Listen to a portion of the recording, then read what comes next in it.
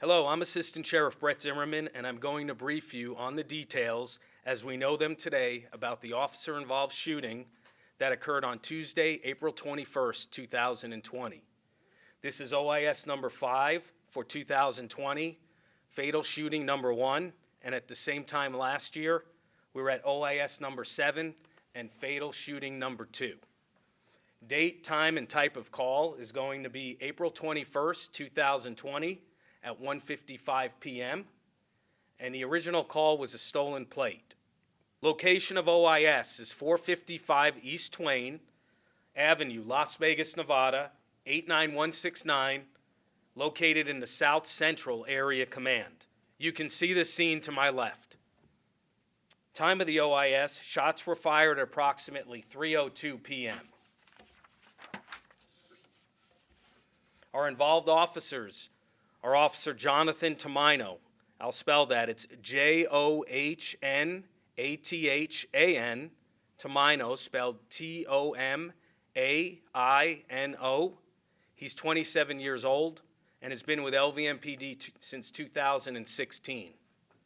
In this incident, Officer Tomino was armed with a Glock 17 9mm handgun. The investigation revealed he fired 11 rounds during the incident. Our second officer involved is Officer Alex Kempf, spelled Kempf, and it's pronounced Kempf. He is 26 years old and has been with LVMPD since 2016. In this incident, Officer Kemp was armed with a Glock 41 Gen 4 .45 caliber handgun equipped with a tactical optic and light. The investigation revealed he fired 4 rounds during this incident. Both officers are assigned to the Community Policing Division in our Bolden Area Command. We do have video from body-worn cameras, and I will show you that video at the conclusion of my remarks. Our suspect, pictured to my left, is Chase Rosa. He is a 24-year-old Hawaiian male adult, 5'8", 160 pounds. His weapon, Rosa was armed with a Lefevre Arms single breech barrel 12-gauge shotgun. And again, that's pictured to my left. The suspect did not fire his weapon during this incident. Our suspect's vehicle is a white 2009 Acura TL. This vehicle was reported stolen on April 10, 2020 within the LVMPD jurisdiction, and that's how our stolen plate came into effect, that a plate that had been stolen from another vehicle had been placed on this stolen vehicle, and that's how the plate was hit on being stolen. Rosa's criminal history: possession and receiving stolen vehicle 2 times, 2017 Nevada. CCW, 2017 Nevada. Theft, 2017 Nevada. Felony obstruction of a police officer, 2017 in Utah. And I'll back up on the previous theft in 2017, that was in Utah also.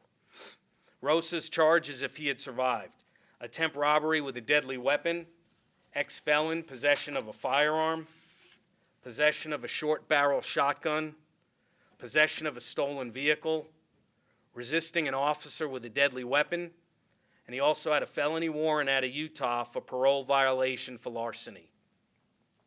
Before I provide the details of the OIS, I will briefly explain why the involved officers were wearing plain clothes and were driving unmarked vehicles. Every area command has officers assigned to a flex team who routinely wear plain clothes and used unmarked vehicles to conduct surveillance on suspects who commit crimes within their area command and assist our uniformed patrol officers. Details of the OIS as follows. On Tuesday, April 21st, 2020, at approximately 1:55 p.m., an LVMPD officer attempted to initiate a vehicle stop at Decatur and US 95 on a white Acura TL for excessive speed. The vehicle driven by the suspect, Chase Rosa, failed to stop for that officer. A records check revealed that the license plate was reported stolen and it belonged to a different vehicle. Per our policy, our officers will not engage in a vehicle pursuit unless the person fleeing meets one or both of the following criteria. First is a violent felony offense has been committed, or the subject presents a clear and immediate danger to the public. Due to that fact, instead of engaging in a vehicle pursuit, our air unit was requested and officers were directed to use what's called the bubble tactic. The bubble tactic utilizes available police units to create a mobile perimeter or bubble. Bubbling officers will monitor the fleeing vehicle via radio, out of view of the suspect, and move into positions surrounding the suspect while obeying all traffic laws. Our air unit was able to spot the vehicle just a few minutes after the initial officer attempted to stop it. The air unit was able to follow Rosa as he drove recklessly through 4 area commands to include the city of Henderson. That time frame was approximately almost 1 hour. Rosa reached speeds over 100 miles per hour. At one point, the vehicle sped up to 120 miles per hour while on the freeway. The vehicle also sped up to 80 miles per hour on surface streets while no uniformed officers were anywhere near that vehicle.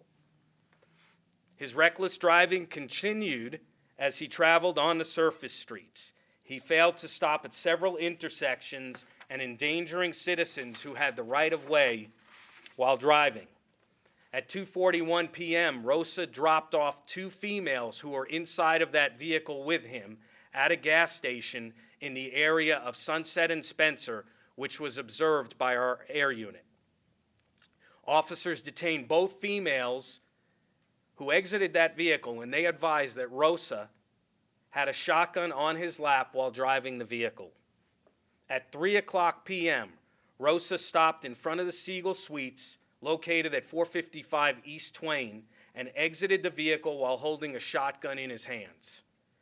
Rosa walked around the rear of his car towards a vehicle that was exiting the Siegel Suites. He pointed his shotgun at the occupant of the vehicle and in an apparent attempt to steal that vehicle. Officers Tamino and Kemp pulled up behind Rosa's car and exited their unmarked police vehicle. Officer Tamino identified himself by screaming "Metro Police" and ordered Rosa to drop the gun. Rosa turned towards Officer Tamino while pointing the shotgun at him. Both officers fired at Rosa, striking him multiple times, causing him to fall to the ground. Additional officers arrived and assisted with taking Rosa into custody. Medical was summoned for Rosa, who was transported to Sunrise Trauma, where he was pronounced deceased by medical staff. During the incident, a canine unit was also deployed to assist with taking the suspect into custody. In the process, the canine accidentally bit one of our officers. The officer was also transported to the hospital, but was treated and released shortly thereafter. I will now show video from the incident. The first video I'll show is actually our air unit who was surveilling the vehicle for the entire length of time it was driving recklessly. He's coming up to Twain now. You got a call? Everybody, it's affirmed he'll be turning westbound Twain from Maryland now. Speeds are still about 40. Air 2, you still up? The requested pit, that's the negative. If this guy's down with a 413, we don't want to engage him. We want him to dump that vehicle. I don't even want black and whites bubbling. I want the unmarked vehicles bubbling, hoping he lays his vehicle down. He's picking it up pretty fast. He's westbound Twain. Still westbound Twain. He's about 70 miles an hour now, blowing through the red light. The white vehicle was described as a white, possibly a Nissan, 4-door sedan, dark tinted windows, brake. And during that 4-7, it was driven by a BMA. 915, we're right behind the vehicle. 5, copy. Yep. Put this guy in, I think now's a good chance if you want it. 781, if he's armed with a long gun, we're not going to try and block him. Okay, you made a U-turn to westbound Twain. He's out of vehicle. Okay, shots are fired. And this is the vehicle the video slowed down.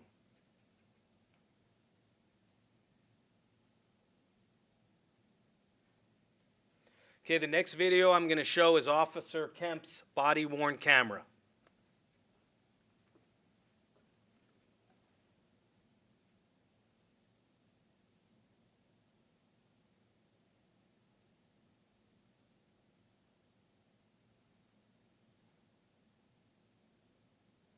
And again, the video from Officer Kemp is now slowed down.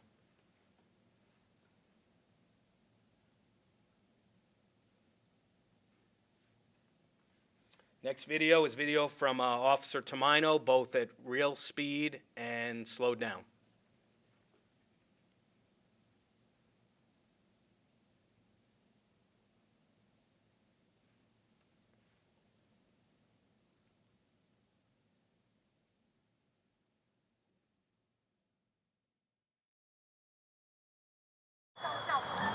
Where's he at? 915. He's on the ground! Shotgun next to him! Don't reach for it! Don't reach for it!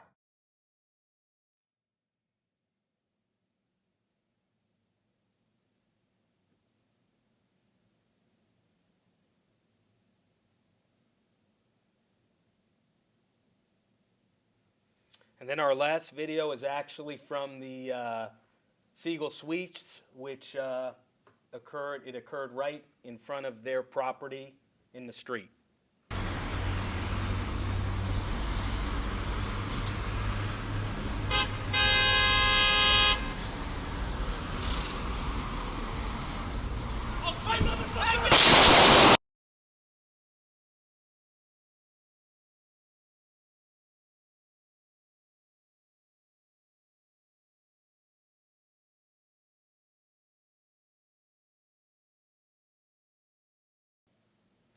Okay, and there's a still of the suspect pointing the shotgun at the victim who he attempted to carjack. And also a still of the suspect pointing the shotgun at our officer. And this concludes our briefing. Thank you.